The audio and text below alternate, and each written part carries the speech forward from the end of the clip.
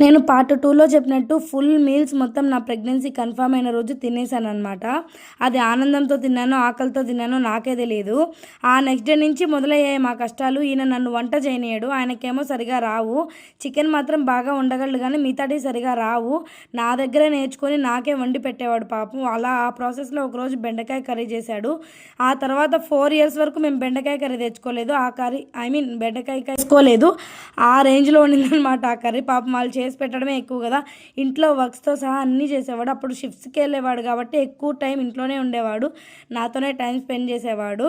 చాలా అంటే చాలా కష్టపడ్డాడు పాపము. చాలా కేరింగ్గా తీసుకున్నాడు. లిటరల్లీ చెప్పాలంటే ఒక గాజు బొమ్మలా చూసుకున్నాడు అనమాట.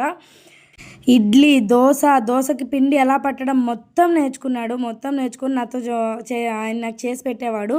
ఇప్పుడు మాత్రం ఏం చేయట్లేండి, అది వేరే విషయము. 4 మంత్స్ అంటున్న తర్వాత అంటారా? ఆ తర్వాత ఏమైందో నెక్స్ట్ పార్ట్లో చెప్తా.